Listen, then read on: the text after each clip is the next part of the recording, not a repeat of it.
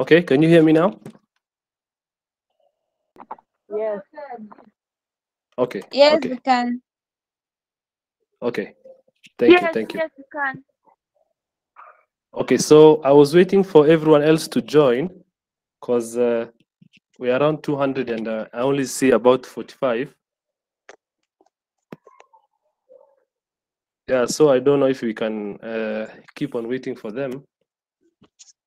I think we should continue, sir. Or we should go on, Yes, sir. Okay, so I will briefly introduce myself. My name is Samata. Pronounced the same way I'm saying it, Samata. I'm a Web3 security researcher, and I'll be taking you through the blockchain basics course, the blockchain basics curriculum for now.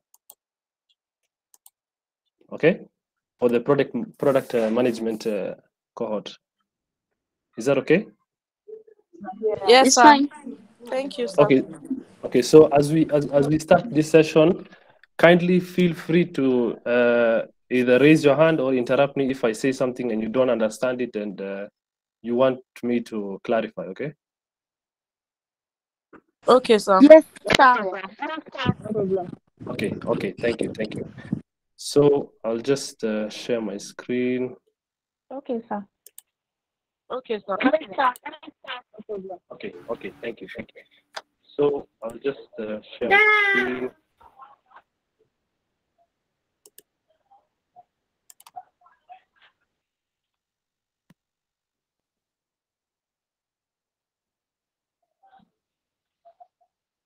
All right. Can everyone see? Can everyone see?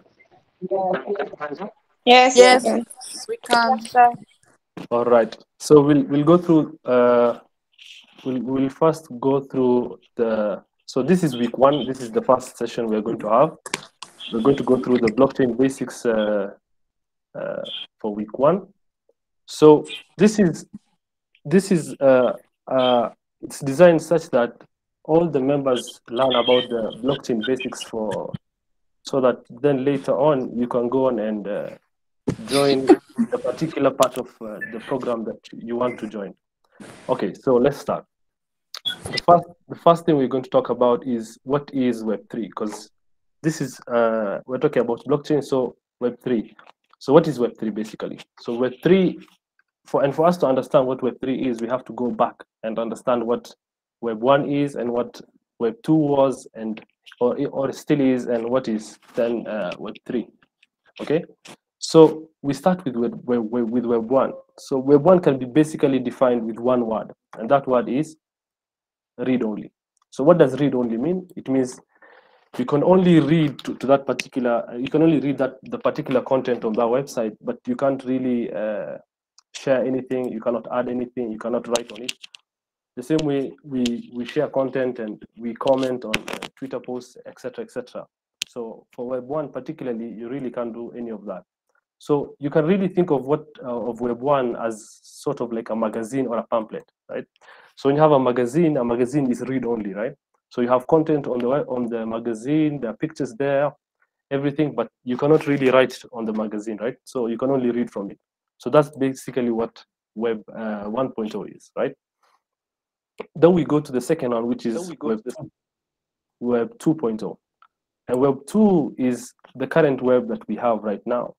That is basically a web that you can read and write to, right? So you have basically web pages, and those web pages you can communicate with others in real time, right?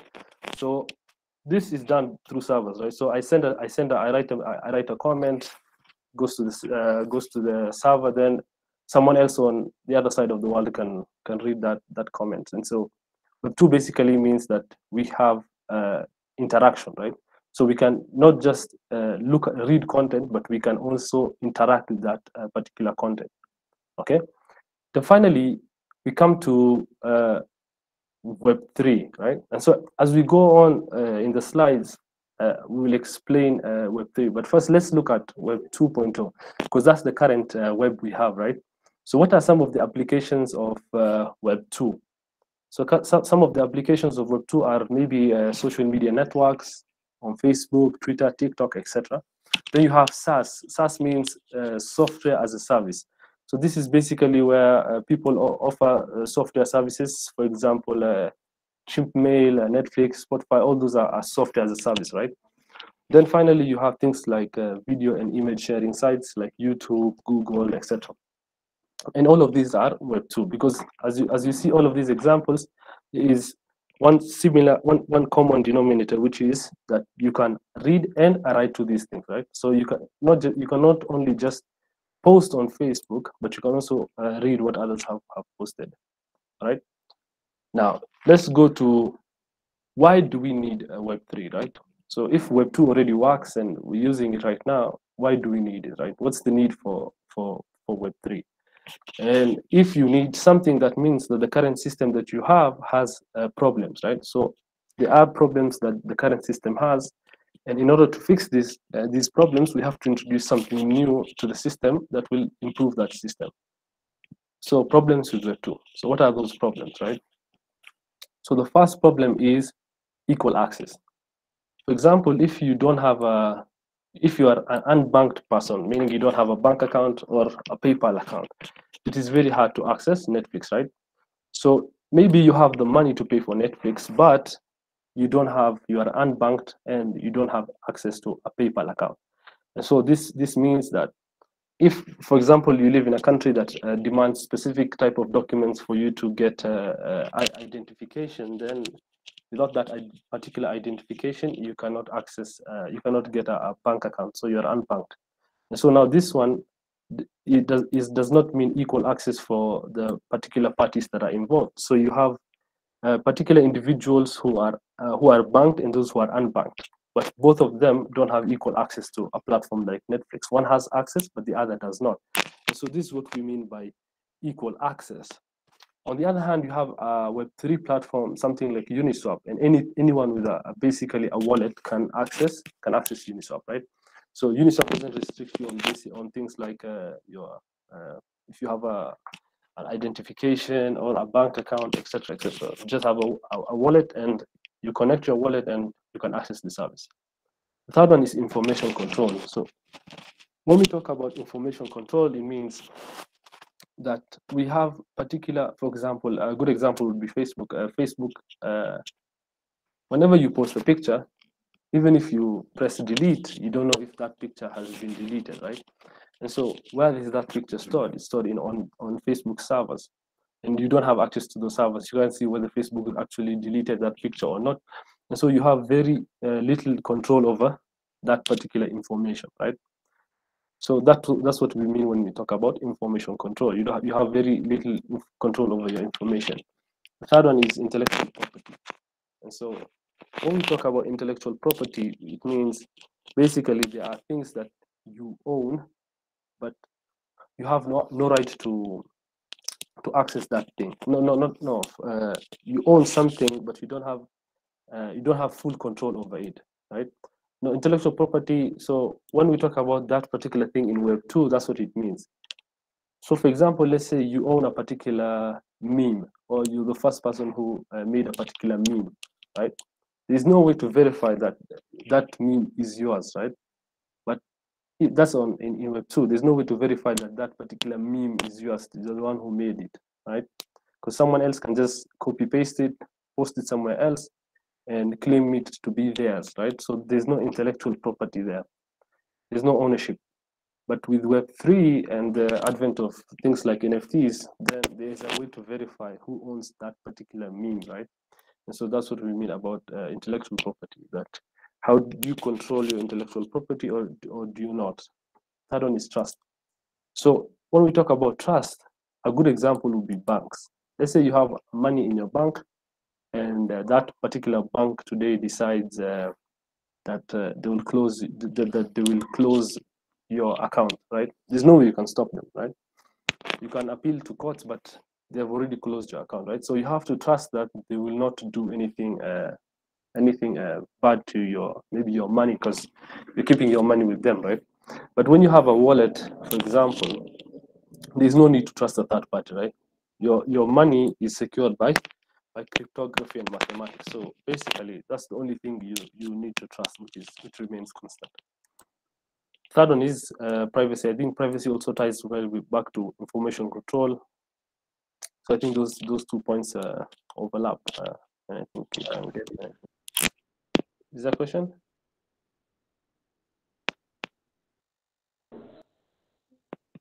Can you still hear me, or did I cut off? We can still hear you, sir. Can hear you, sir. Okay. Okay, Yes, we can can. hear you, sir.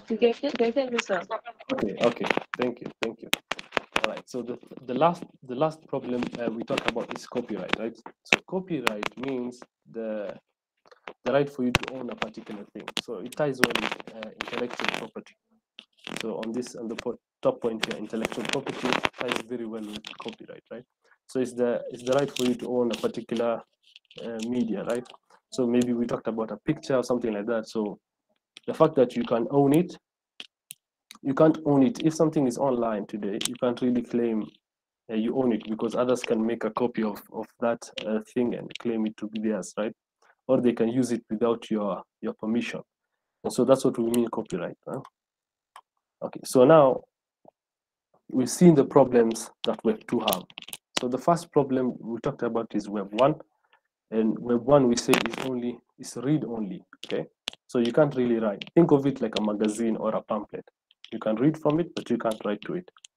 Secondly, we talked about Web2, and we say Web2 is basically the second iteration of Web1. And Web2 is read. It means read and write, right? So you can read from it and you can write to it. Then we say now we have Web3. And for you to have a new iteration of something, that means that the previous system had problems that needed to be solved. And so we talked about the applications, then finally the problems that needed to be solved, right? And we went through the 6 problems. I think that bit is clear.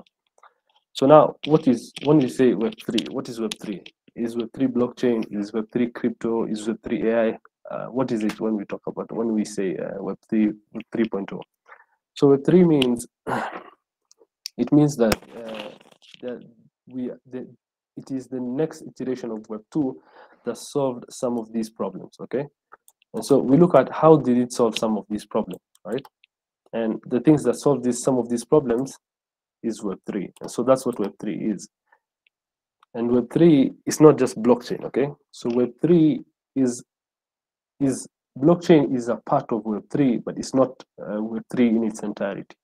So anything that increases the power of Web2, whether it is AI, ML, machine learning, or artificial intelligence, or blockchain, is considered part of Web3. I think most people, when they hear Web3, they think of blockchain alone, but Web3 is not just blockchain, right?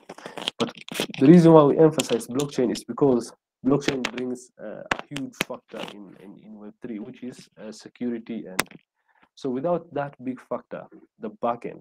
So think of blockchain like the backend for all the decentralized applications, all the new apps, all the new websites that will be built for Web3 will run on the blockchain, right?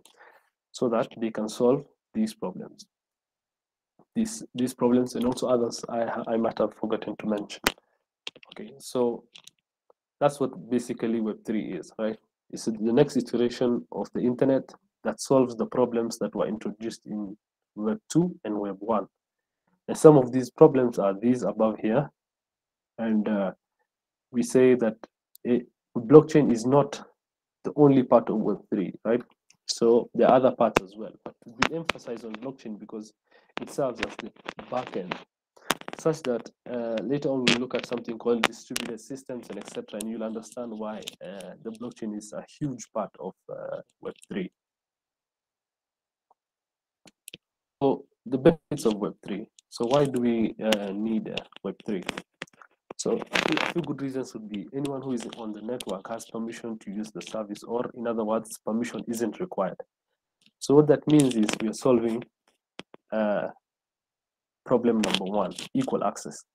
So this means that no one needs permission to use a Web3, a completely Web3 platform. So for example, something like Uniswap, although it's not completely decentralized, if it was, then no one can restrict you from using it, right? no one can block you or deny you that service. And second one emphasizes on that as well. No one can block you or deny you access to the service. The third one is payments are built in via the native token. So that means is in Web 2.0, for you to maybe make an online payment, for you to give value to someone else, you have to introduce a third party. For example, if you want to buy something from Jumia or Amazon, you have to use something like a Visa, MasterCard, PayPal, etc. All of these are third parties. But in Web3, you really don't have that intermediate or middleman.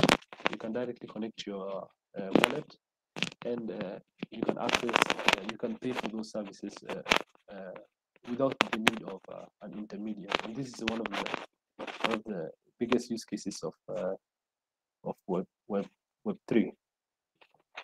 Okay, so now let's do a comparison of the two between Web2 and Web3, and let's see what are some of the differences. Right? So you have Web2, and Web2, for example, Twitter can censor your account or your tweet. You've heard of people being banned from Twitter or particular tweets being reported and deleted, right? So when you have Web3, when you have a platform that runs on the blockchain, then that's not possible. You cannot ban anyone or delete any tweet, right? If it's on the blockchain, then it's basically there forever. Okay. So the second one is payment service may decide not to allow payment for certain type of work. So there are particular payment services like PayPal, who are notorious for freezing people's accounts, particularly people who are suspected of some activity, right? But in Web3, there's really not that problem. You have a wallet, I send you, and the receiver also has a wallet, and I can easily transfer you cryptos, right? So there's no one who can, there's no middleman to decide what we can or cannot send. Third one is server for gig economy apps would go down and affect worker incomes, right? So you have, for example, freelance platforms like Upwork, Freelancer, etc. A lot of people depend on these platforms for their livelihood. And so, assuming one day Upwork went down and that was your main source of income, then you're faced with a huge challenge.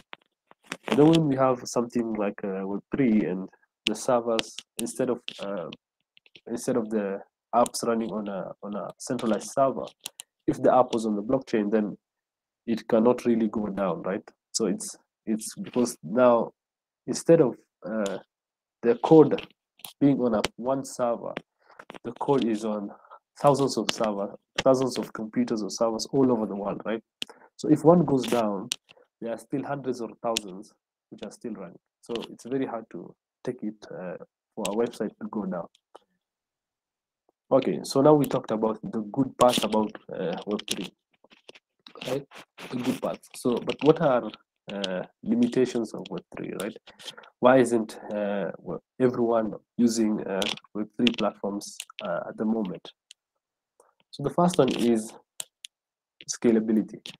So I think these problems and limitations you will understand much better after we go through the blockchain basics.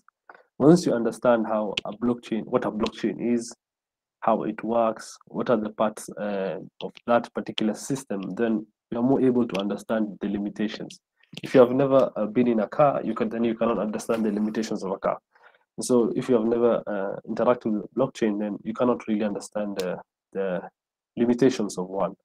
And so I'll briefly mention them, but I don't expect you to remember most of them because it would be better for you to remember them after we've gone through the blockchain basics, but just have them at the back of your mind. So the first one is scalability. So that means is that transactions are slower on Web3 because they are decentralized. So what that means is basically, remember the analogy I used on Upwork, where you have a website that is on one central server. Then you have another one that's on the blockchain that is on thousands of computers or servers. For you to send, if you were to copy that information to all of those computers, then it would take a long time than just copying it to only one machine. I think that's very straightforward. So if you have to copy to only one machine, then it will be much faster than trying to copy and validate that information on hundreds or thousands of other machines.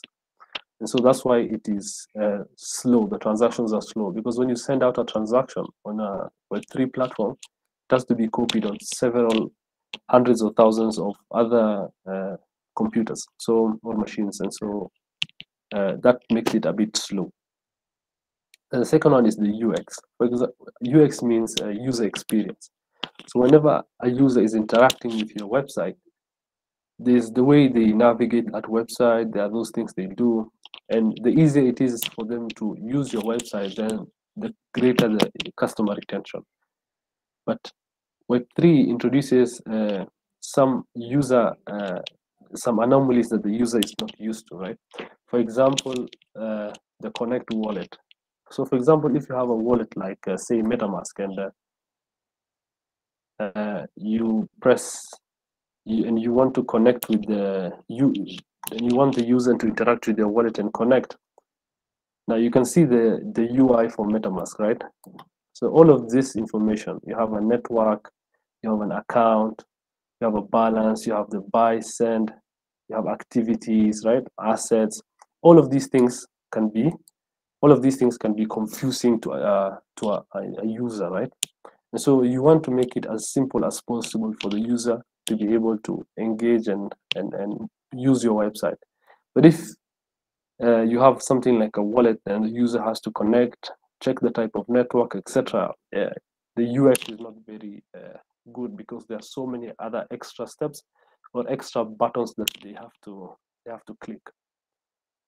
The third one is accessibility, right? So if you go to most websites today and you want to sign up, you basically get a sign up page, and then on the sign up page you have an email. You sign up with an email and a password or a username, etc. Most websites don't have something like a Connect wallet that most Web3 websites have, which is much easier than signing up with an email, etc. So this lack of integration in modern websites makes it such that people who want to use Web3 cannot really use it, because if you're an Amazon or Jumia user, and Amazon doesn't have Web3 integrated yet, then you are forced to use something like Visa, MasterCard, or PayPal, right? But if they had Web3 integrated and you could easily just connect your wallet and pay for the goods, then it would be more accessible. The third one is cost. So in the beginning, I said when you have a website that runs on the blockchain, then that website can basically be copied to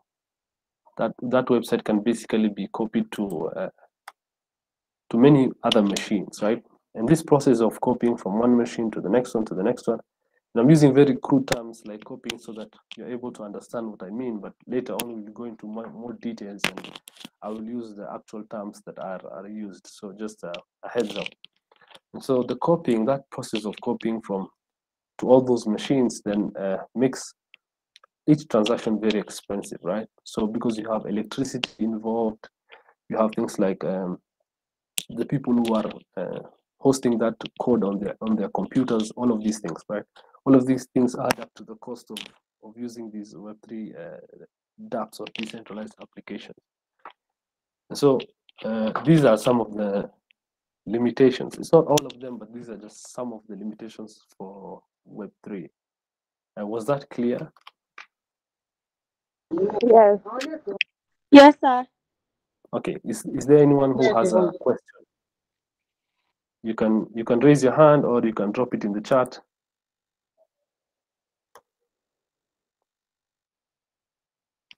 Okay, someone said my voice is low, so I'll try to increase that. Okay, was that clear? Can we move on? Yes, we can. Okay. Move on, sir. All right. So now, on the slides, we have blockchain, right?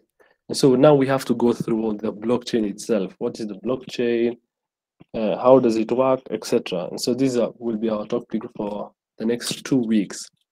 But before we go through these slides, I would like to go through some images I made here, so that after we go through those images and I simplify the entire thing, then maybe it will be easier for you to understand the rest of the nodes, okay?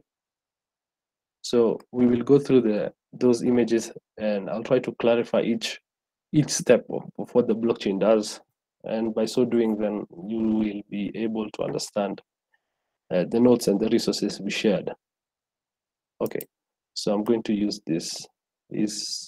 I'm not sure how clear this font is. Can you see it well?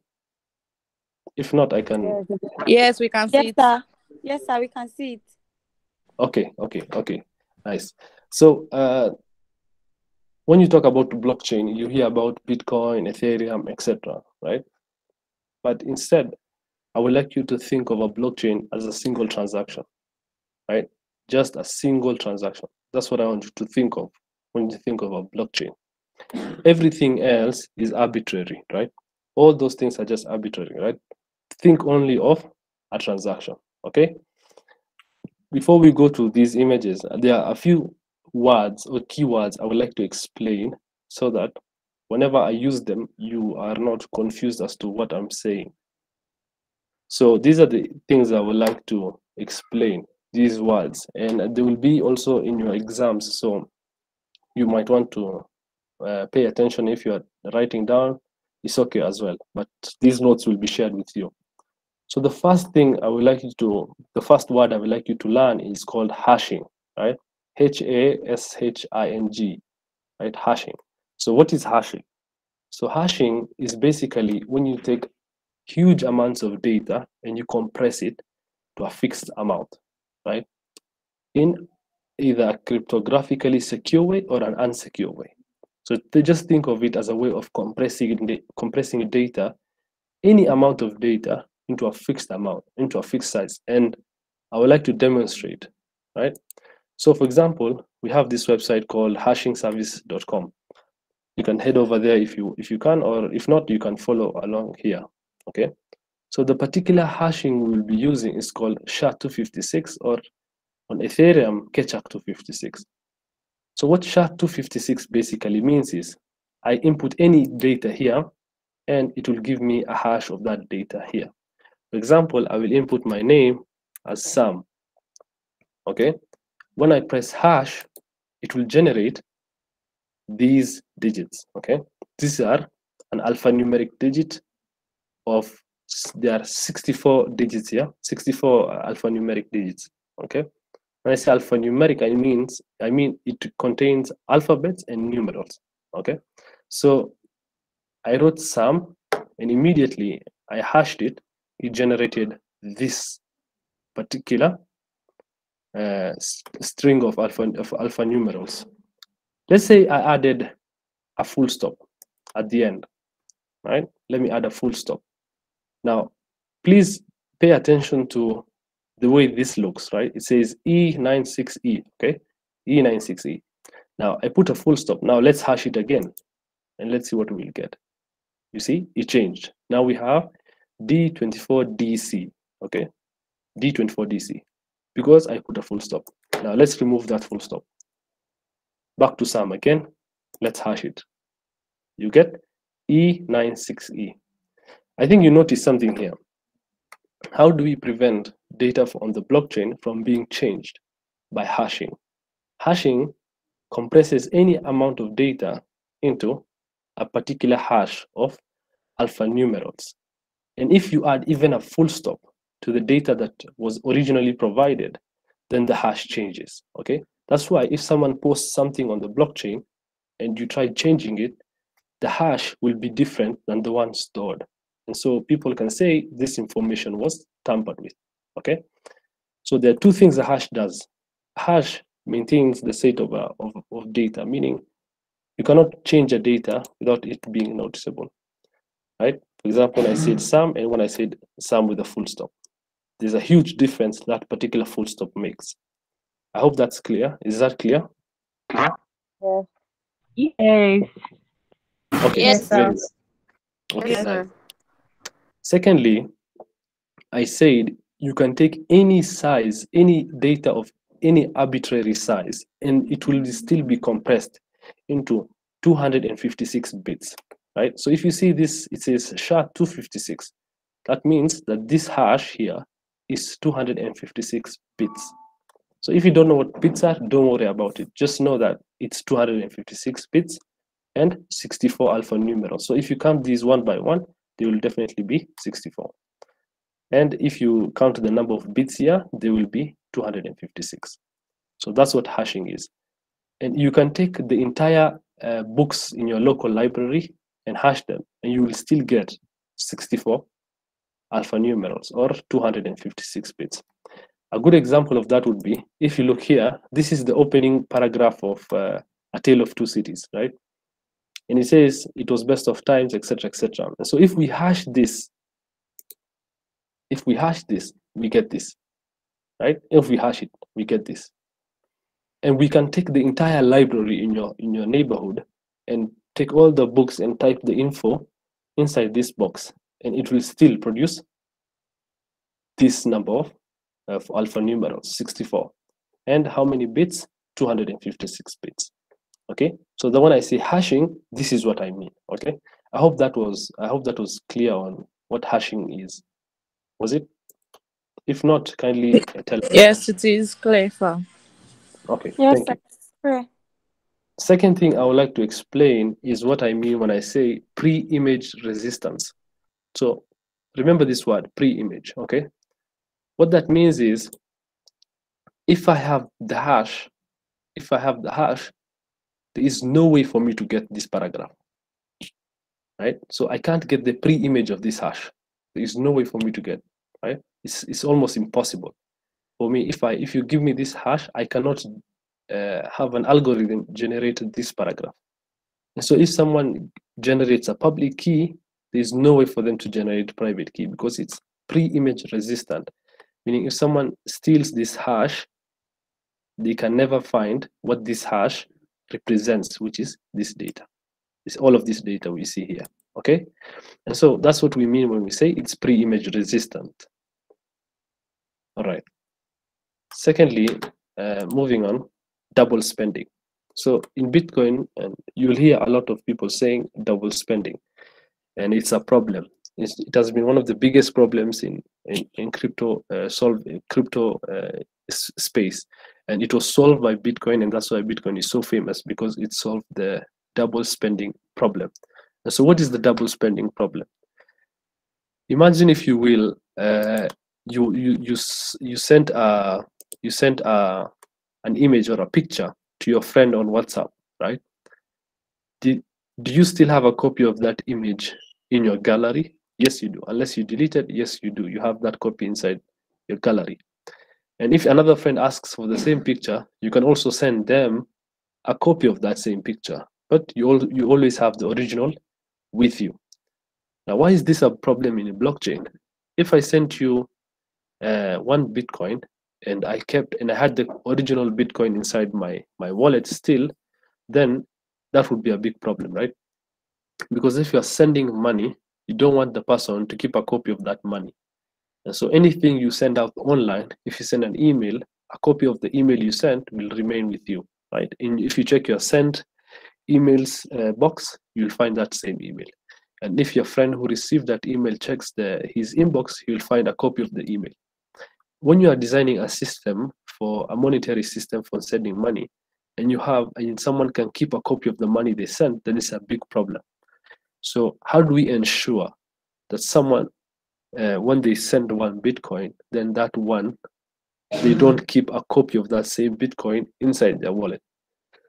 Because it's purely digital and they can still keep a copy of it. So this has been a biggest problem that Bitcoin solved, and that's why Bitcoin is so famous, because it solved the double spending problem.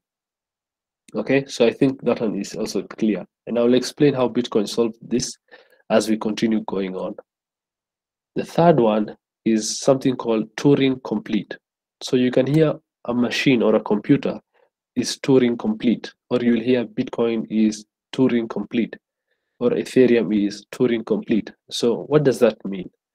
So there's a guy called Alan Turing. He was a soldier in, I think, he was an English soldier in World War II, and he designed the first Turing complete computer. So what that means basically is that if you give this computer a computer that is Turing complete. If you give it any problem, it will solve it, right? It doesn't matter how long it takes, it will solve it.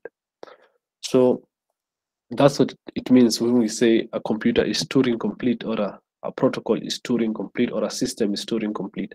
It means if you give that particular computer a problem, no matter how long that problem will take it, it will eventually solve it, right? And so Ethereum, the EVM that runs on Ethereum, basically the Ethereum protocol, is Turing complete. Same for most other protocols. So if you hear Turing complete, just know it means that it can solve any equation or problem given to it, no matter how long that particular computation will take. So the fourth thing I would like you to remember is cryptographic keys, right? So you hear someone stole my private keys, I will send you my Ethereum address, my Bitcoin address, or my public keys, etc. So what are these keys we're talking about? So what are private keys and what are public keys? And to understand these, I think I said we will explore blockchain basics for the next 2 weeks. And so we will have enough time to go into the technical details of what they mean. But for now, I want you to think of private keys and public keys in the context of a mailbox. See this mailbox? Think of it in the context of a mailbox or a PO box. So in a mailbox, you have a key, right? You have this box, and inside it, you have your mail, and you're the only one who can access it with a key. Think of the PO box as the public key. This entire structure, think of it as the public key. Public key means anyone can access your, because let's say there's a hole at the top here where they can drop in your mail. So anyone can basically drop in your mail into your mailbox. Anyone can do it. So this entire thing is the public key. But how many people can open this mailbox and read the mails? Only you, because you have the key to access it. And this is called the private key.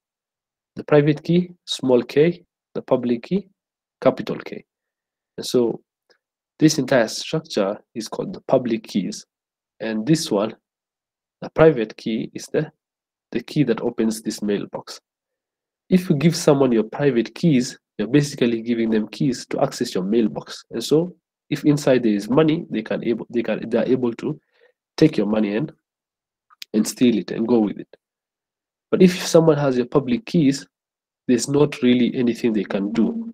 They can only send you stuff or deposit stuff into your mailbox.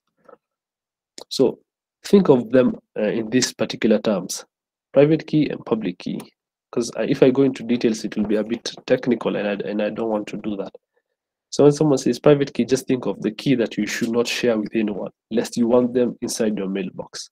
Think of public key like your Ethereum or Bitcoin address, where you can share with anyone because it's not really harmful, because they cannot get into your mailbox and take your mail, something like that. I think was that clear enough? Yes. Well, Okay. Yes. Nice. Yes, sir. So is it the fifth or the fourth? So the thing we're going to go to next is something called determinism, okay, or deterministic.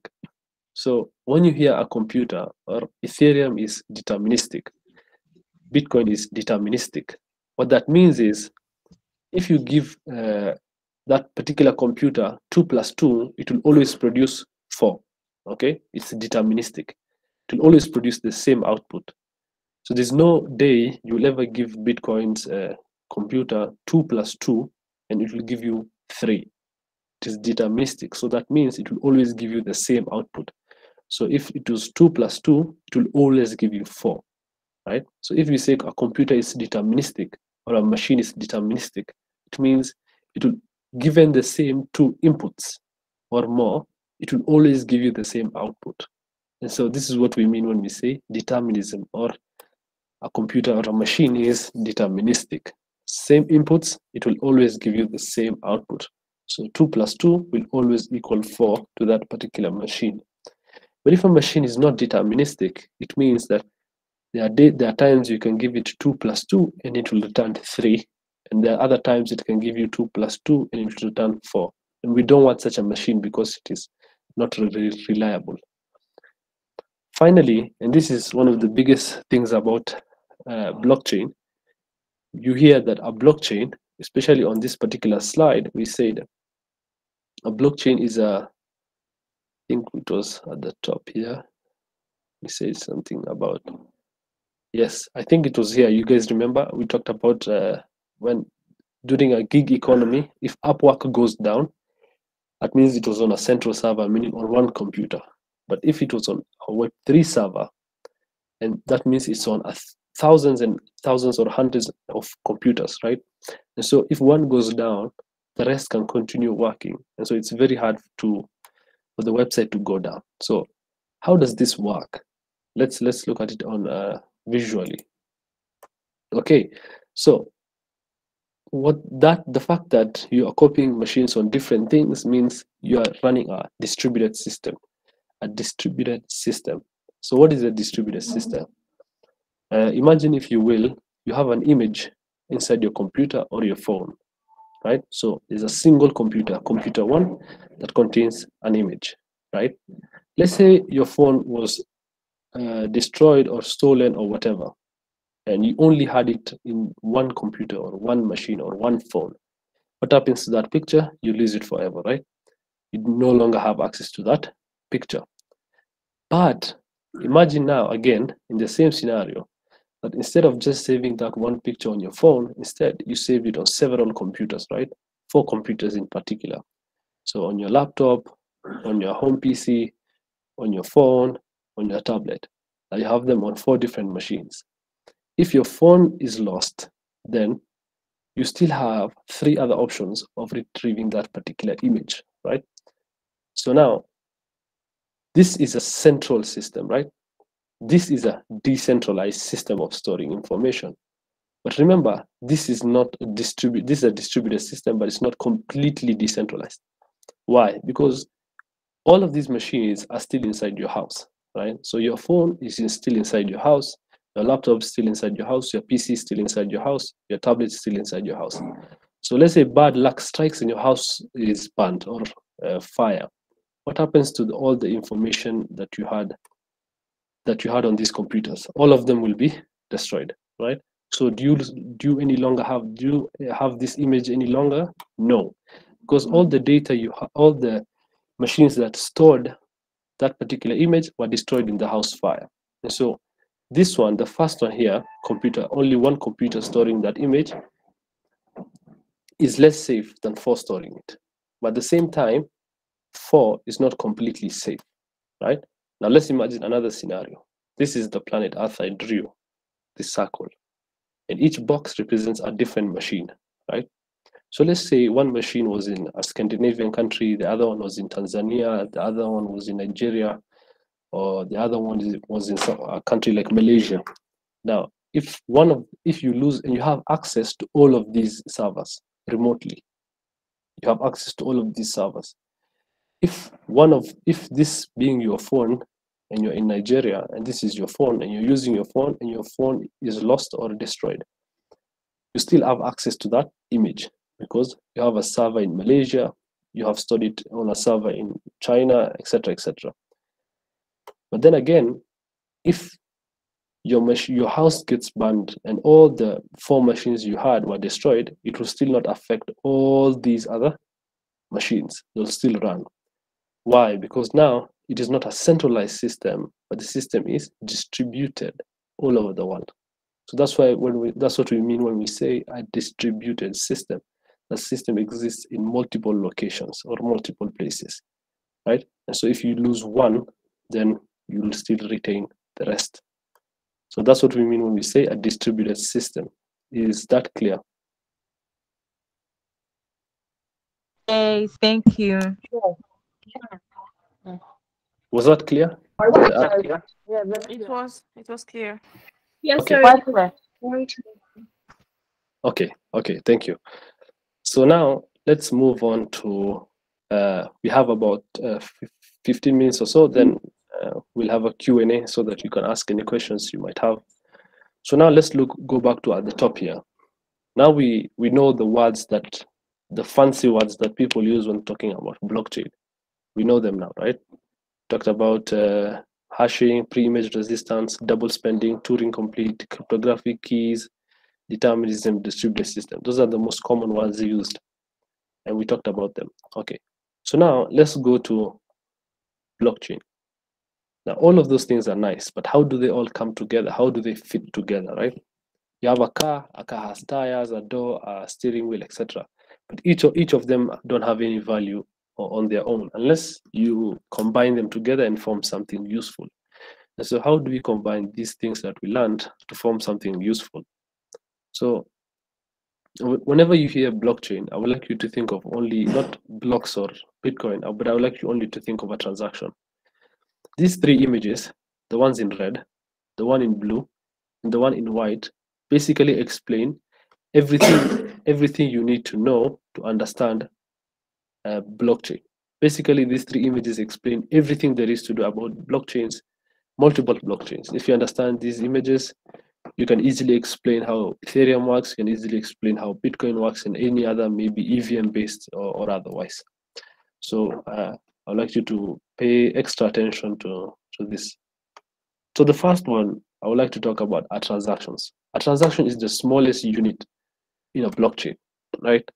Everything is affected by a transaction. If a transaction happens, it doesn't happen, nothing happens, right? So the transaction is very important.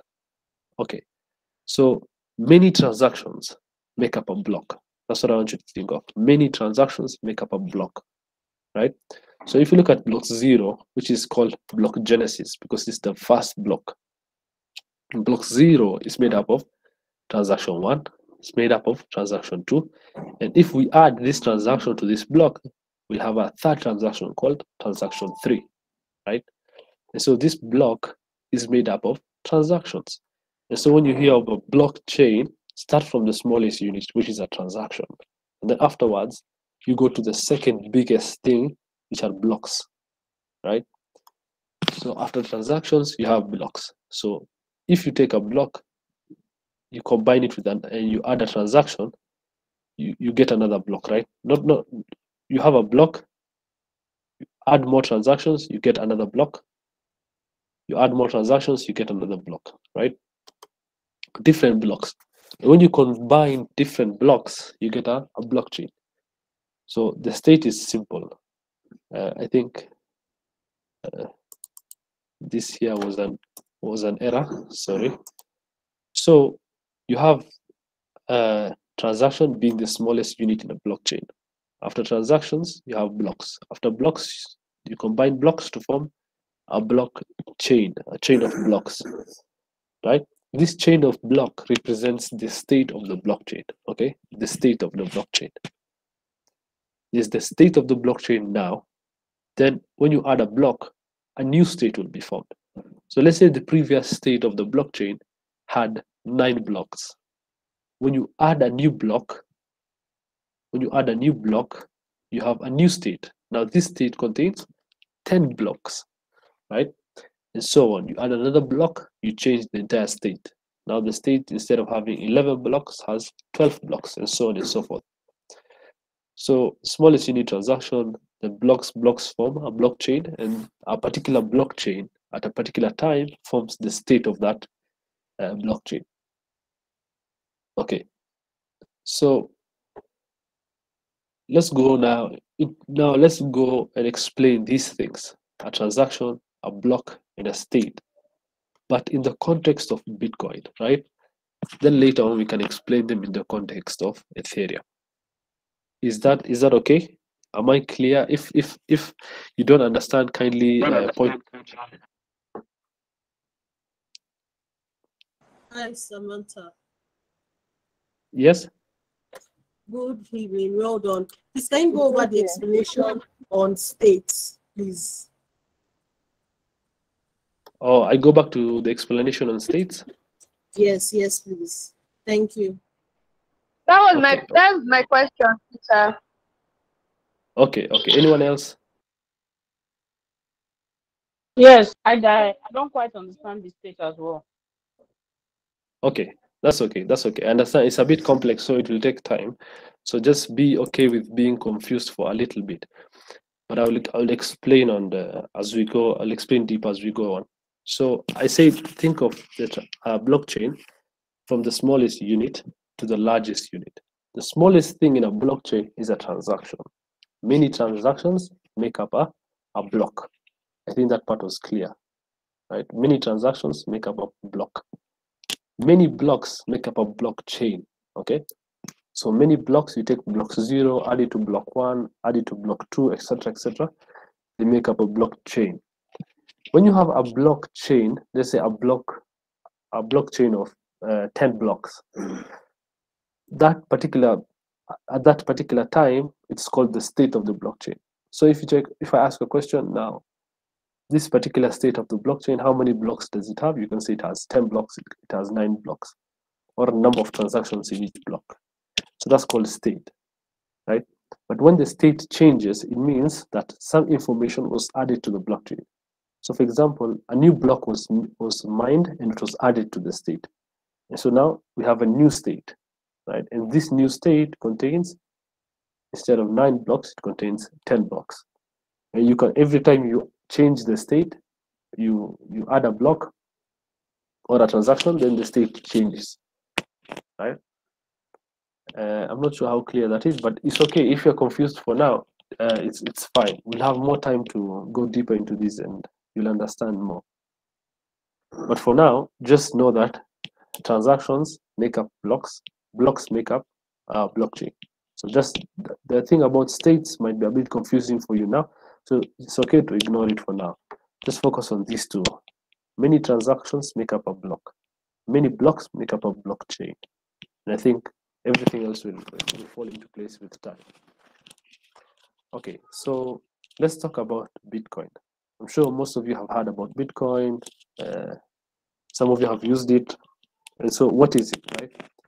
So Bitcoin was introduced in 2009 by an anonymous person, a pseudonymous person called, or people called Satoshi Nakamoto.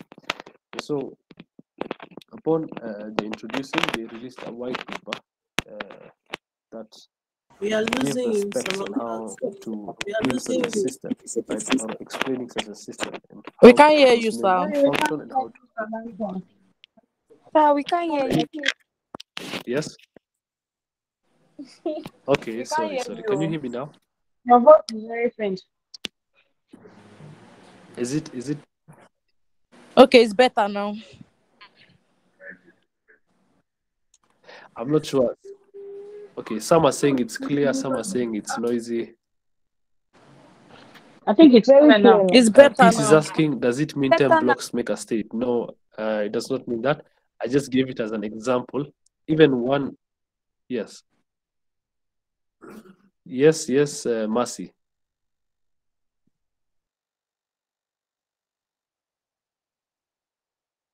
Okay, I think it's clear now.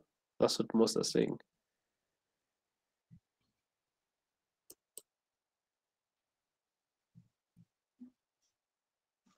Mercy, you still have your hand raised. Do you have a question? Yes. So I was going to ask a question that when do we know that a block is full for us to like create another block?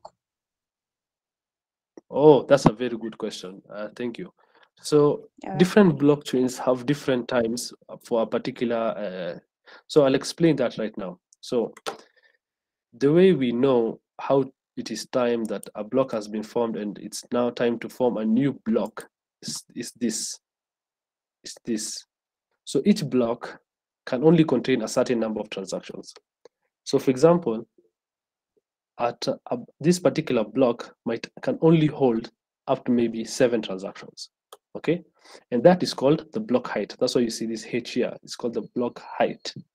And so when when a particular block has enough the specified number of transactions, then it has reached the maximum, then that block will be mined, and once the transactions have been verified, then it will be added to the blockchain. So mostly it's not about the number of minutes, although some people do say you can also check the number of minutes, but most blockchains check the number of transactions, right? So, or a number of data, the block space. So they check the number of data that one block can contain. And if it exceeds that, then that block is the no more data can enter that block, and that block is mined. For Ethereum, I think it's about 14 seconds. I'm not sure about Bitcoin, maybe 10 minutes.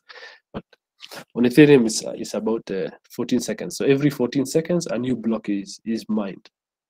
Is that clear? Yes, it is. Thank you. Very clear. I see another hand. Okay, I see another hand. Olajide. Is it Olajide?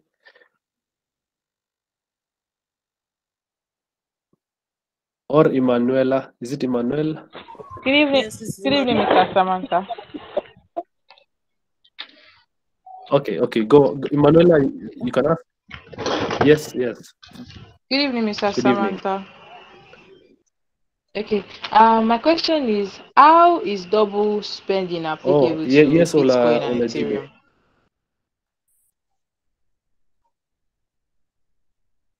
Ethereum? Good question. How is double spending applicable to Bitcoin and Ethereum? So think of it this way. You have, I explained, you have an image in your, I think you understood the analogy of the image. And how does that now apply to Bitcoin? Remember, Bitcoin is basically data, right? It's data. So you have to remember, it's just data. It's a string of data. If you have a string of data on your computer, like an email or a message or an image, and you send it, do you still remain with the copy? Yes. And so anytime we send data, we always keep a copy in our computer, right? And so Bitcoin, previous versions of Bitcoin also had the same problem, where if you send out, if you're trying to send someone $100 worth of Bitcoin, then that same data that represented the $100 will remain in your computer. The same way, when you are sending out an email, a copy of the email you sent remains in your sent email messages, or when you send an image, that image, a copy of the image still remains in your gallery. So that problem also existed with Bitcoin, where you can send someone one Bitcoin, but the data copy of that one Bitcoin you sent would remain in your wallet. So there's no real sending of value there. And so that's what it's called double spending. And we'll look at how Bitcoin manages to solve that problem. Is that clear? Or if it's not, I'll try and explain. Yes. Yes, Olajide? But with a bit of confusion, yes. Yeah, it's okay. It's good to be confused for a little bit, because as we go on, you will understand how double spending is solved. Okay. All right. So let's answer. Let's look at what Bitcoin is. Then we can answer that question. So Bitcoin, right? So I said some of you have used it, you've heard of it, etc. So what's Bitcoin? We have two spellings of the word, right? We have the one with a capital B, Bitcoin, and a capital small b, right? Bitcoin. So the one with the capital B represents the network, right? So that means all the software that runs the entire system, right? So the peer-to-peer network, the consensus, the network, the nodes, all of those things are capital B. Together they're called capital B Bitcoin. Then you have the currency, the one people spend, the one people use to buy things with. It's called Bitcoin, but with a small b. Okay, so Bitcoin small b is the currency, it's the native currency of the system.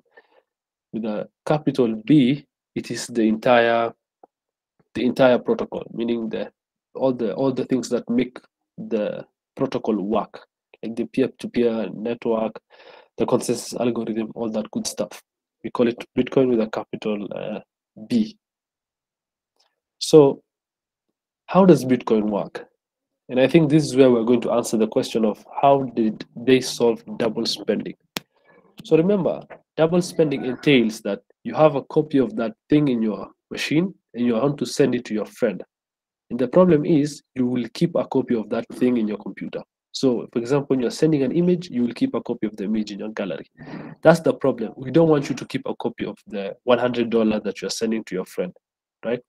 The same way, if we wanted to let you not keep the image once you send it to your friend. So the problem is that We don't want you to keep a copy of the data of the $100 you're sending, because then you can send it. You can also send another copy to someone else. Now, you're sending $100 to everyone because you can make a copy and send it. And any money value that people can just make a copy and send is not a really good monetary system. So how do we solve this problem, right? So we solve this problem using this thing called the UTXO model. So the UTXO model stands for Unspent Transaction Output Model. So U stands for unspent, transaction stands for transaction, TX, O stands for output. So what does that mean? Let's look at what that means in context of Bitcoin. So Bitcoin, this might surprise some of you, but there's no real sending, right? There's no actual sending. When you think of sending an image, you have to find that image in your gallery, then you have to forward it to that person in WhatsApp. But in Bitcoin, there's no such thing, right? You don't have any Bitcoin in your actual wallet. What you have are keys, right? So imagine there's a mailbox somewhere. That mailbox, the only person who can open it is you, right? Remember the analogy of the mailbox. There's a mailbox, and the only person who can open it is you, okay? And inside that mailbox, you have money, okay? So you have money inside that mailbox. People can come and look at the mailbox, but they cannot really take your money unless they steal your keys, right? So if someone steals your keys, then they can come, open the mailbox, take your money. So basically, that's the same way Bitcoin works. But instead, this mailbox is public to everyone. Anyone can access this mailbox, okay? But only you can open it. Anyone can come to it, but only you can open it. And imagine now, there are many mailboxes like this for different people who use Bitcoin. So I use Bitcoin, so I have a mailbox. You use Bitcoin, you have a mailbox. Someone else uses it, they have their own mailbox. And so the only person who can access that mailbox is the person who has the keys. But remember, everyone else can deposit money into your mailbox, but only you can take it out, okay? The way Bitcoin works is something similar, like a ledger, okay? So if you look at the way normal businesses work, they have a credit and debit side, right? So let's say, for example, today, I have one Bitcoin. As you can see here, input sum. I have one Bitcoin, right? And I want to send it to Alice. And so when I send it to her, Bitcoin is basically a ledger, right? It just keeps track of who's sending what to who. And so let's say I have one Bitcoin and I wanted to send it to Alice. So I send her one Bitcoin. But there's no physical Bitcoin I'm sending her, right? It's just a ledger that is being updated. So this ledger is going to be updated. So it says instead, for example, let's say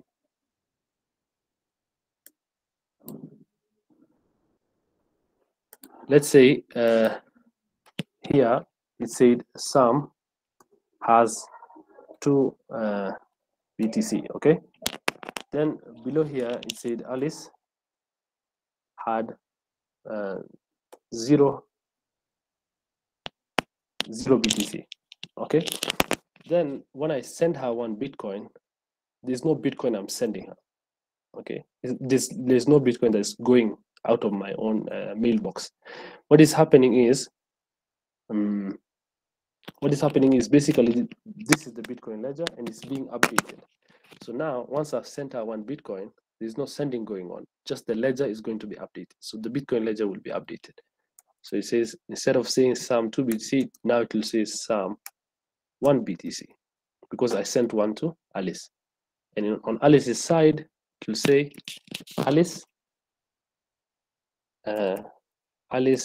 now has 1 BTC as well, okay? So that's how basically Bitcoin works. There's no sending. And if there's no sending, do you have any data that you're sharing? No. That means is there a copy of the data you're keeping in your computer? No. The only thing you're doing is you are basically just sending that you're basically just marking telling the Bitcoin network to change the whatever is written on the ledger.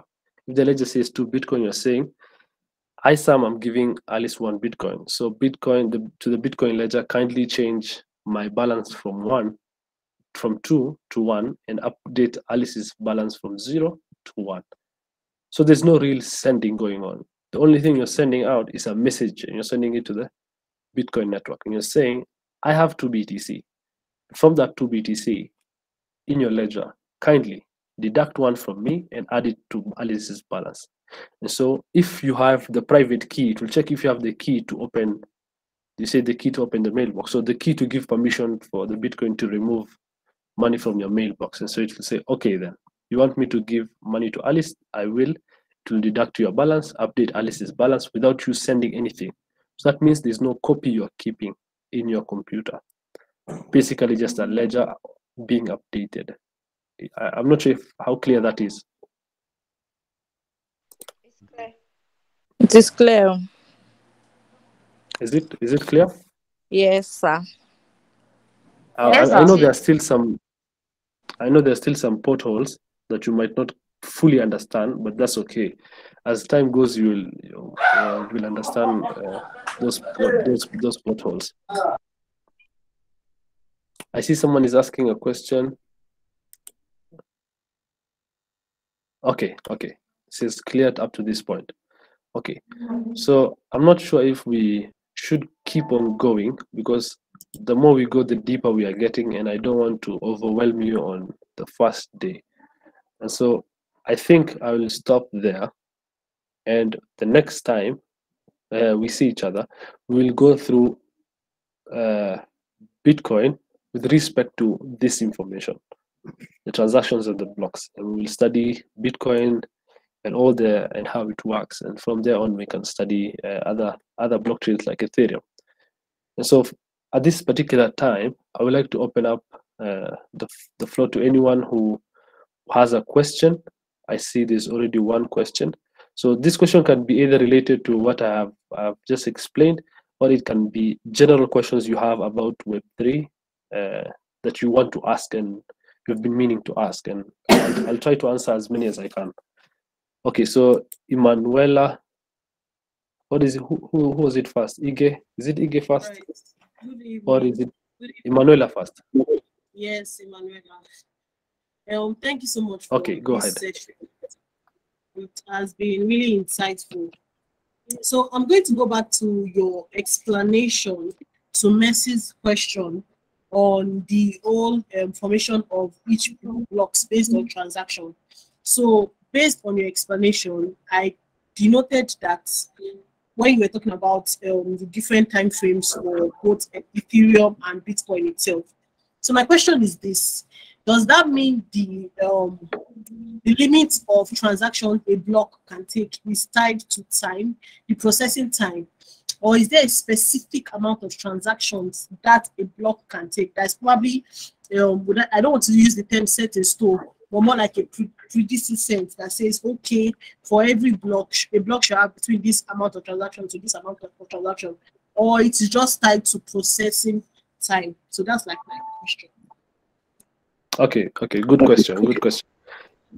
Yes, so there is, in the Genesis block, there is something called consensus. Consensus means an agreement on how everyone will operate, right? A set of rules that everyone must follow, so that we all know, right, what we are, so that people can get along. So the consensus in every particular blockchain has the number of transactions, or some blockchains have something called block space, right? Block space is basically the same thing, almost the same thing as the transaction weight or the number of transactions. So every blockchain in the Genesis block, there is a consensus, and in that consensus, it is very clear on the size of the block space, or the block height, or the number of transactions that can fit into a particular block. And so there's no confusion. It does not depend on time, but rather the time is if a block can only contain 10 transactions and each transaction takes 1 second, then more likely than not, then every block will be mined every 10 seconds, right? But if there's a lag, then there's some time differences. For example, let's say one transaction was a bit difficult to verify, and so might take 2 seconds instead of 1. So the total block time it took to mine that block might be 11 instead of 10. Does that answer your question?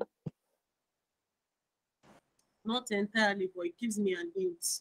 Not entirely. Okay. It gives me an hint, Okay. yes. Okay. What part is confusing?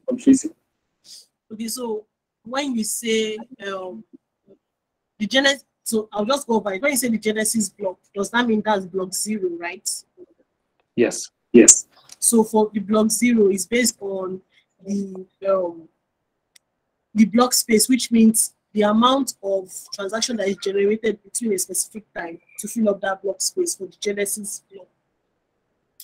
Am I correct? It's not the amount of time taken. Okay. Sam, I think what you are trying to say is that the genesis block determines what a number of transactions a block can take. So it is from the genesis block that everyone is going to have a consensus, like an agreement. Okay, for this block, this is the number of transactions we're going to be taking. And once this number or the height is achieved or is gotten, then that means the block is full. Then we can continue to have another block. Then we form the blockchain. Sam, am I right, please? Yes. I think Marcy explained it better than I did. Yeah. So that means if the genesis block contains like 12 transactions, so the subsequent blocks that comes after it is reliant on the genesis block. Is that what you mean? Yes, correct. The consensus in the genesis block, yeah. Okay, all right, thank you. Very clear. Merci. The second person can go ahead. I see. Is it Ige? Sorry if I butcher the names. I'm not used to. Okay. Good evening. Thank you for the class. Can you hear me? Yes. Go ahead. Okay, so I think the previous question has, in a way, answered my question, but I will still go ahead. So to be more clear, so I want to ask, for a block, there are a series of transactions. So for example, maybe we have 10 transactions in block 0, and then another transaction is added. So you said something about a block being mined to a blockchain. I don't understand that part. So if the block 0 has been filled and there is no more transaction that can go into that block 0, so does that mean that that block 0 gets like pushed aside and then another block is formed? I don't understand that. Get married today. Yes. So when a block is when the block is added, when the block is filled up, I think there's Margaret, your microphone. Sorry. Okay, thank you. So when a block is mined, like you explained, when a number of transactions are added to a particular block, like block 0, and there are no more that can be added because of the consensus, then that block is added into the blockchain and becomes the first block in the blockchain. Then the second block the transactions will be added and it will be filled, then that will be connected to block 0. And now they form a chain, and so on and so forth. So the blocks, once the block space is reached, then that block is added to the blockchain. Once the transactions have been verified and the block space has been reached, then that transaction is that block is added to the blockchain. And so then a next block will be made and transactions will begin to enter that block. I've explained very crudely, but I hope you understand. Yes, I do. Thank you.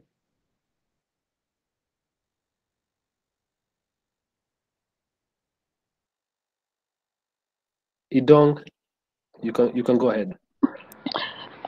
Good evening, everyone. Thank you for your explanation, Mr. Mohammed. It was really insightful.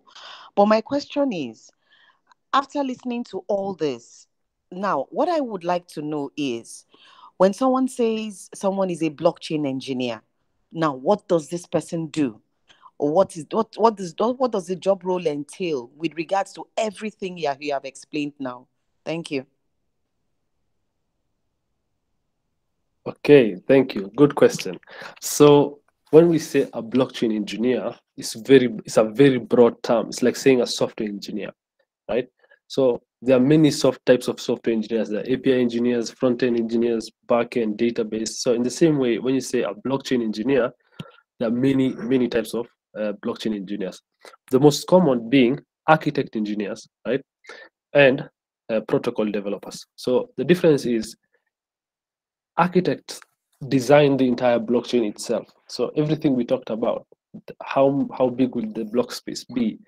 What will be the consensus? All of those things. The guys who develop that are called architects, like blockchain architects.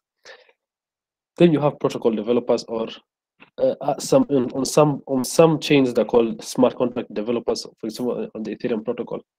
So those guys, what they do is they basically build programs that run on the blockchain. They don't write the consensus. They don't write They don't make the decision for what the block space would be, etc. All they do is build on top of whatever. So you can think of them as the architect, the blockchain architect, as someone who builds a building, and then you can think of smart contract developers, people who rent out the rooms in that building, and they do business in that particular building. And so those guys have to pay rent to the blockchain or the building itself.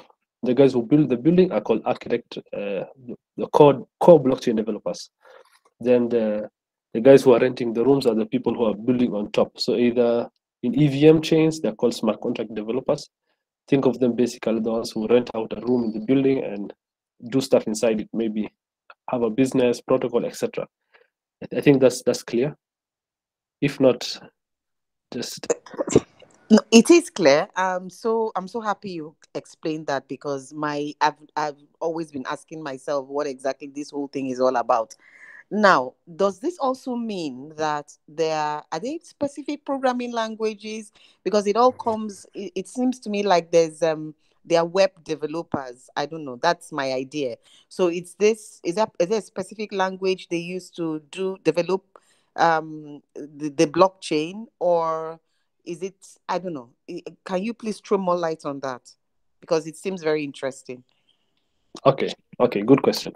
So there are different programming languages, right? So anytime you are talking to a computer or you want someone to talk to a machine, they have to talk in the language of the machine, which is a programming language.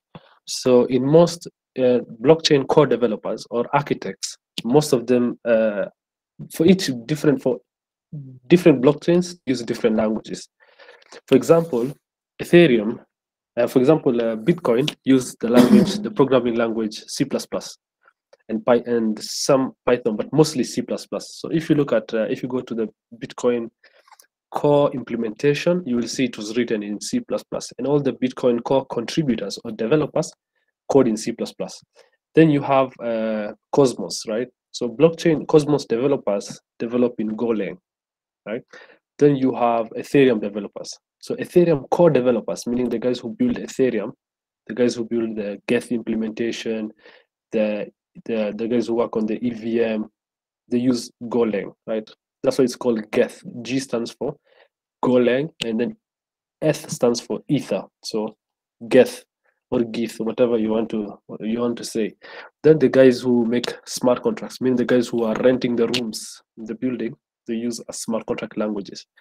The most common language are EVM based for EVM chains. EVM means people who use the EVM or the Ethereum type of virtual machine. These include Avalanche, Ethereum itself, chains like Polygon. So all of those are EVM chains. So EVM chains. So EVM, they use popularly Solidity as their smart contract language. But there are also other languages like Yule, Half, Viper, and so. But the most popular one being Solidity. I hope that answers your question. Thank you so much. It does. Thank you so much. So Donna, I see Donna. You can go ahead. Good evening. Can you hear me? Yes, go ahead. Very clear. Okay, so first of all, I just wanted to ask, what exactly are these transactions? Because I think it's kind of confusing to me. That's my first question. Okay, so a transaction in the context of Bitcoin is basically whenever you decide to send money, send Bitcoin to anyone, right? Or someone decides to send it to you. That's a transaction because you're exchanging one thing for another. Maybe you're selling a service or a product, and the person is paying with Bitcoin. So whenever they send you Bitcoin from their address to yours, it's called a transaction. I hope that's clear. Yes, it is. So then the second question is about the double spending. I just wanted to be sure that I understand what you're explaining. So with respect to the Bitcoin, right? So once I send one Bitcoin, I wouldn't have a copy, right? That's what it means. Yes, yeah, that's what it means. Okay, thank you. All right. Peace. I see. Oh, is it Idong? Idong? Whoever is first can go. Or peace. Okay. Go ahead. Okay, good evening. I just wanted you to explain what you meant by distributed system. I didn't get it well. Okay, so distributed system. Okay, let me explain it quickly for peace. For peace. So peace is, I'm trying to share my screen. So just a moment. Can you see now? Yes. Okay. So when we said a distributed system, we meant, a good example is this example. You have a picture saved on your phone. So this is one computer that represents your phone, okay, or your laptop, whatever. So you have an image or a picture saved on this computer, and by bad fortune you lose your phone. So now you no longer have the phone, and by default you no longer have the image because there was only one copy of that image and it was saved on your computer or your phone. Okay, then I'm assuming a second scenario would be you had a copy of that image not just on your phone but also on computer 2, which is your laptop, computer 3, which is your tablet, computer 4 is your home PC. So now you have 4 copies of that particular image. So now instead of the image being in a single system, it's in a distributed system, okay? So that image is distributed between these 4 machines.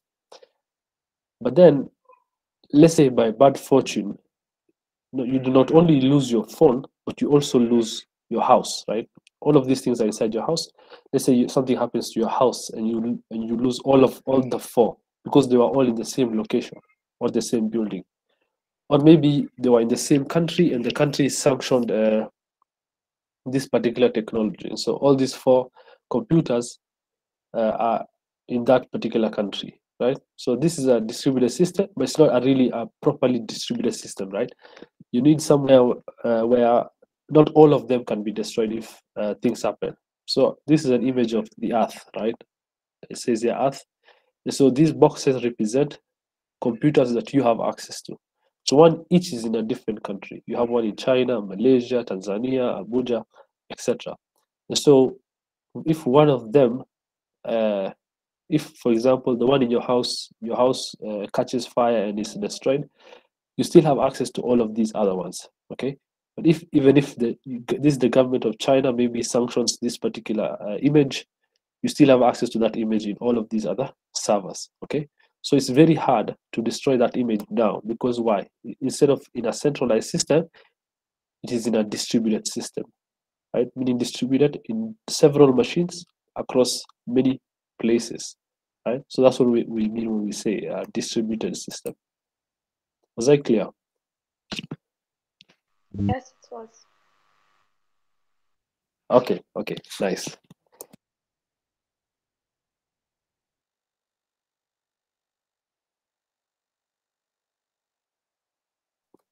Idong, or is it Chinenye.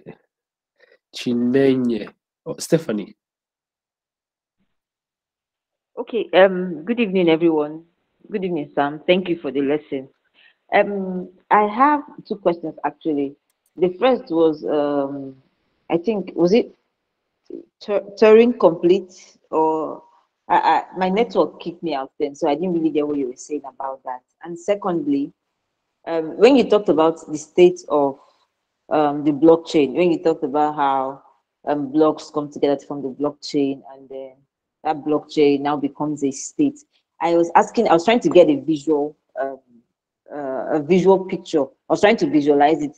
So will you be right if I liken that picture of a state of blockchain to like the Rubik's Cube?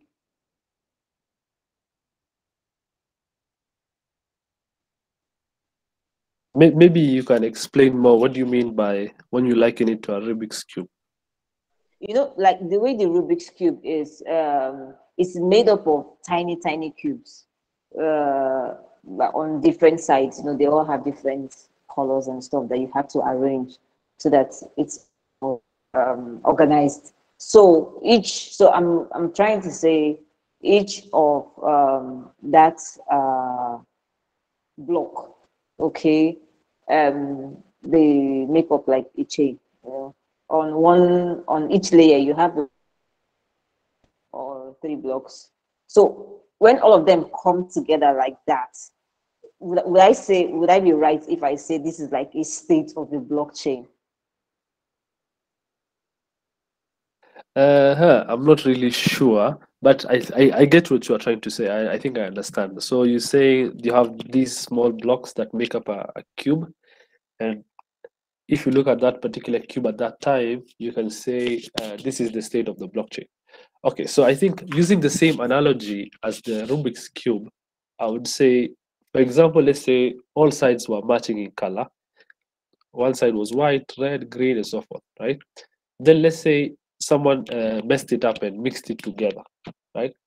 The current state of that cube is that particular mixture, okay? But then if someone else came and changed it, then the new state is that particular way they changed it. So state basically just means how is the blockchain at that particular time, okay? So if the blockchain at that particular time contains 1,000 transactions and 10 blocks, then it means that is the state. So if I ask you what is the state of the blockchain right now, you would answer there are 1,000 transactions right now. There are 10 blocks that have been mined or verified. Okay, so that's what I mean when I say state. I think it's a bit confusing because it can mean something else, but when I say state, I just mean the current condition of the blockchain. Okay, thank I'm you. not sure how So clear. sorry, yeah, I understand now. So about the was it Turing complete? I'm not even sure I'm even getting the word right, but please can you go over that again when you talked about hashing, double spending, and the other components? Thank you.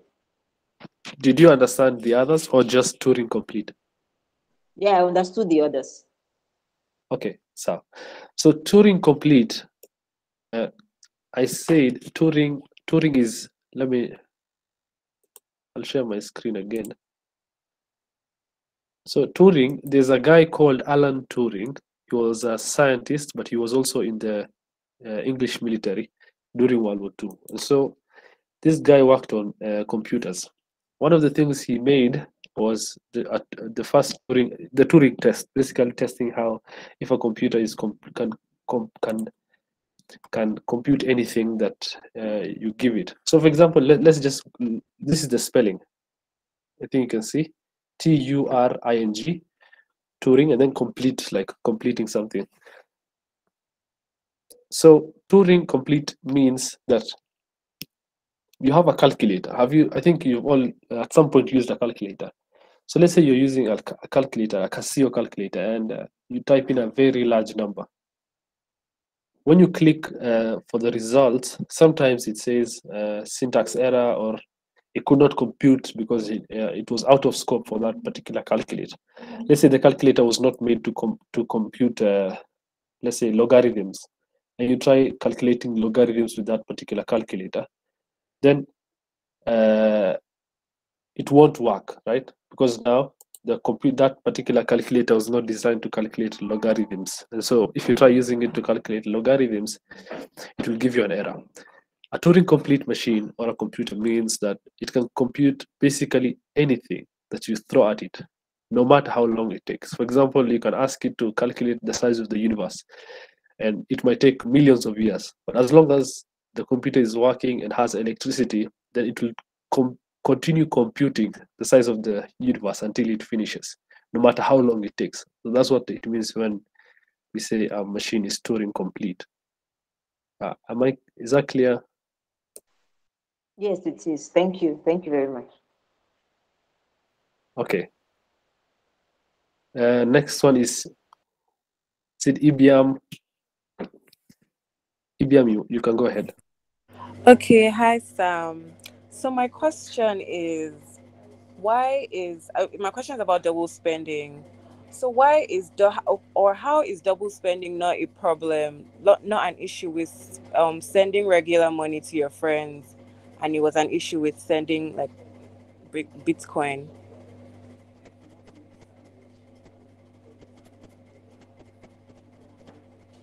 So you said, why is it not an issue when you are sending it to your friend? No, I said how is double spending not an issue, like when you send like regular money to your friends, like like when you transfer regular money to your friends, how is double spending not an issue, but it is an issue with it was an issue with Bitcoin? Okay, that's a very, very good question. So the way the way banks work today is the same way Bitcoin works. The only difference is Bitcoin's ledger is public and it's on the blockchain and it cannot be tampered with.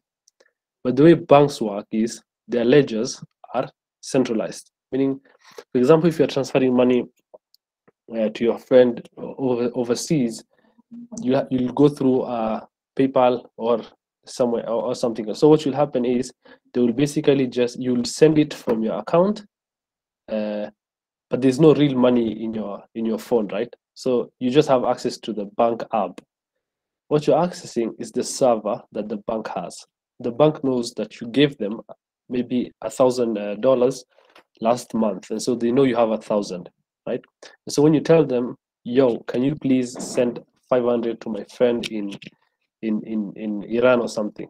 So the bank says, "Okay," so they will transfer on your behalf. So it's not you who's doing the transfer, but they're transferring it on your behalf, right? And so they still have they have a copy in their account, but they know that copy is invalid because they did the transfer themselves. But Bitcoin isn't that smart, right? It can't tell whether this data is a copy or not, but a human being can. Because if I have a ledger in a book that keeps track of how much money you have and how much money you want me to give to your friend, then if I give your friend 500 out of the 1,000 you give me, I can just deduct it from your balance on my book, and your friend will get the 500 and you'll have a balance of 500. But Bitcoin is not as smart as human beings, so we have to find a way for it to know that this is not a copy, but this is the original. So then it uses the Utxo model, right? And I know it's a bit unclear, but I'll explain it very deeply when we go. You'll understand double spending. Double spending is a bit tricky, but you'll understand it the more we are going to Bitcoin's Utxo model. You'll understand why it uses Utxo and how Utxo solves the double spending problem. Okay, thank you. Okay, so I'm not sure who's next. Any other hand?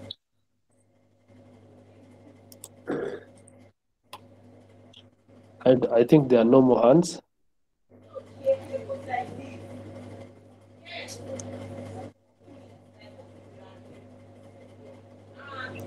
Okay, so does anyone have anything they want to add? Because we have about 18 minutes, so you can still ask any question, whether it's linked to what we discussed today or otherwise. In the Web3 realm, so let's just keep it inside Web3.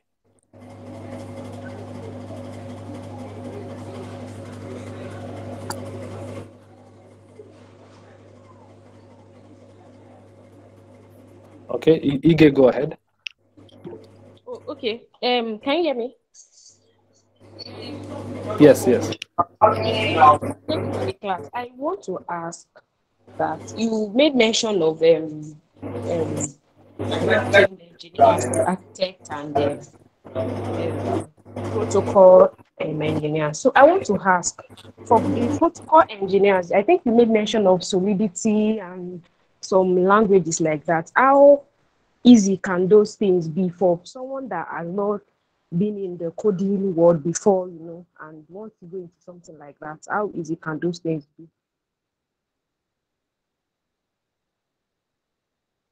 Pardon, I think you cut off a bit. Would you mind repeating? Oh, okay. So I was asking that you made mention. Can you hear me now? Yes, yes.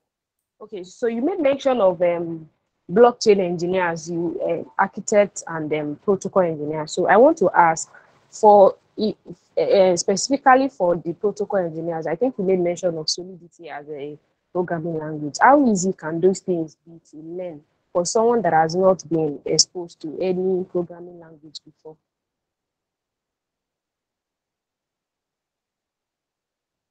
Okay. So I think I understand your question. How easy is it to learn these blockchain programming languages if you have no experience programming, right? Yes, yes. Okay, so I think there's still there are difficulties to it. I won't say they are not. So if you haven't learned a programming language, it might be a bit difficult to start with blockchain.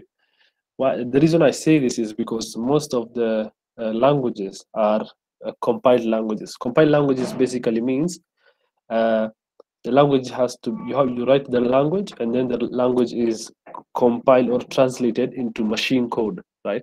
So then there are a lot of there's no huge room for error. The second reason I say it's a bit difficult is because when you're writing blockchain software, most of it will interact with money. So it's really there are not a lot of room for mistakes, right? So if in Web2 you make a mistake when you're writing maybe a Python program, you can always just delete and fix it and then update it or update in production, etc. But with blockchain, if you make a mistake, it stays on the blockchain forever, right? Unless it's a smart contract and you self-destruct it. But otherwise, it stays on the blockchain forever.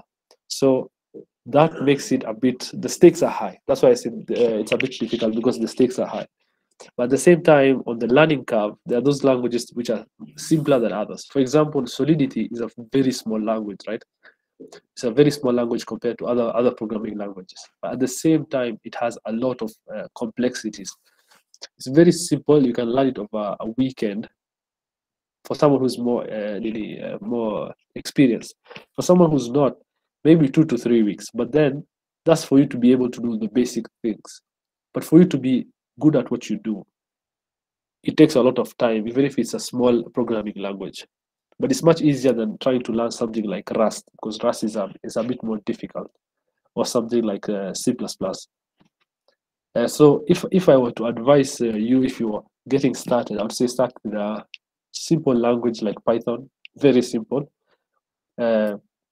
It's almost like English, but there are still concepts you have to get used to. You have to adjust to thinking in the way a programmer does.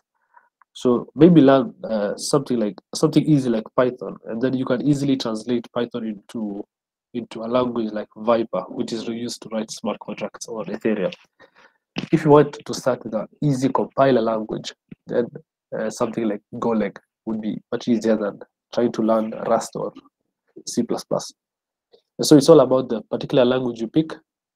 Some languages are more difficult than others, and also how what your end goal is. If you want to build smart contracts and protocols, then just know the stakes are high, and any mistake can be very costly. So you have to really put in a lot of effort to mastering the nuances and the unseen gotchas that a programming language like Solidity has. But otherwise, I don't think it's really super difficult for anyone to learn. I hope my answer was okay. Yes, yes, it's clear. Thank you.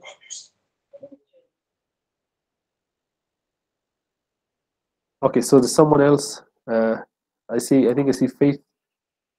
Faith, go ahead. All right, thank you. My question is kind of general. One of the things I love most about this program is that we are going to be like focusing on Web3, blockchain, and crypto. So I've been thinking, do you think specializing as a product manager in Web3 is too now?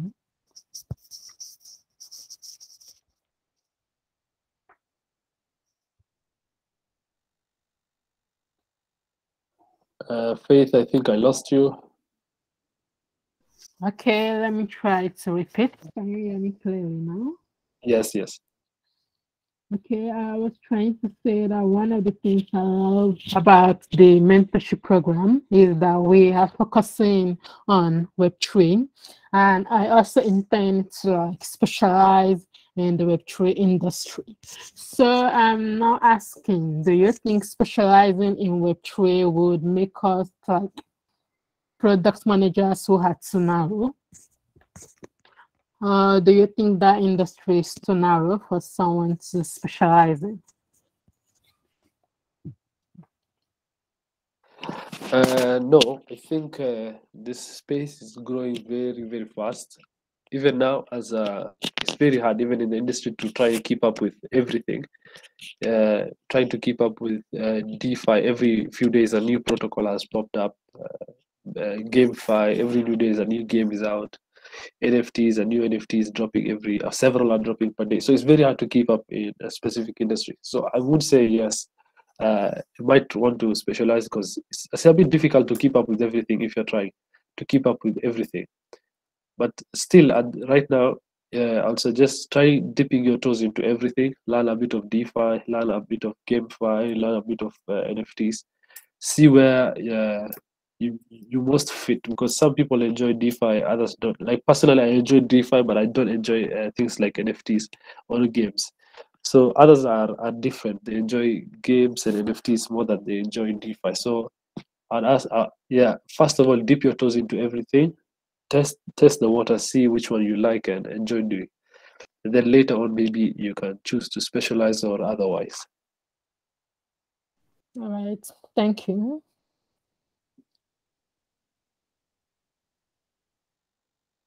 Rachel, you can go ahead. Okay, good evening, Mr. Sam. Good evening, everybody. Pardon me if my question is a bit silly. It's as regards the private key and the public key. As using the analogy you used about the mailbox. Now, if I know that you have mails in that mailbox, and I do not have the private key to it, does that not just mean that I can accost you and try to get the private key from you? What I'm trying to say is, does blockchain not increase insecurity? Okay, good question. Yes, you can. That's why you have things like phishing attacks, where people want to steal your private keys by hacking into your computer, or people try to be your friend and then try to steal your private keys, because the blockchain is public. Everyone can see your mailbox. They know what's inside your mailbox. Think of the mailbox like a mailbox that is made out of glass, and there's money inside, and anyone can see the money that's inside, but they can't touch it. Only you can with your key. And so people will try to defraud you and steal from you, because they know what's inside what you have, but they cannot access it. So they'll try to steal your private keys. So it's essential to keep your private keys safe, so you don't end up losing your funds.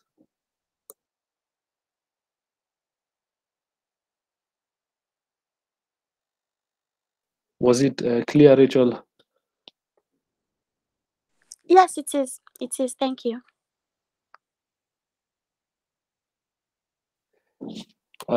Any other question that we have? Anyone has?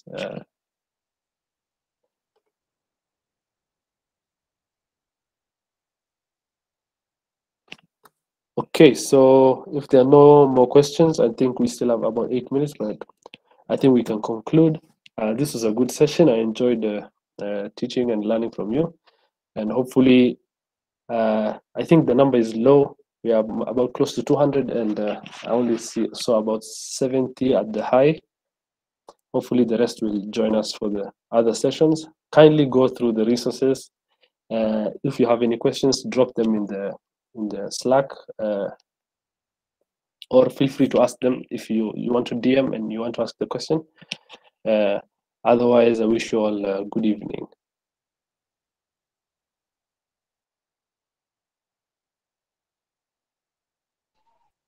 Thank you, Samantha. Samantha. Thank you so much, guys. Thank Looking you, forward to Sam. your Thank you, birthday. sir. Thank you very much, sir. Thank you very much. Thank you, sir. Thank you Sam, please, you so said you're much. going to Okay. share The the slide I with really us. When are we appreciate going to the get class. it? It was really impacting. Thank you. Are we getting it via email? Okay, you're welcome. You're welcome. What The Today's the notes, slides? please. You said you're going to Yes. send the notes to us. Yeah, I think we will wait for the week for on Thursday. So I'll probably send them after the Thursday Excellent. class so that you can look at them after. Yeah. All right, that'll be awesome. Okay. Thank you. Thank you. All right. So good night, everyone. What about I'll the see you on recording of Friday. the class? Yeah, the recording will be posted. So maybe just stay alert on the Slack and someone will drop the link. Okay. All right. Thank Okay. you, Sam. Thank you, Okay. Thank everyone. you. Thank you, sir.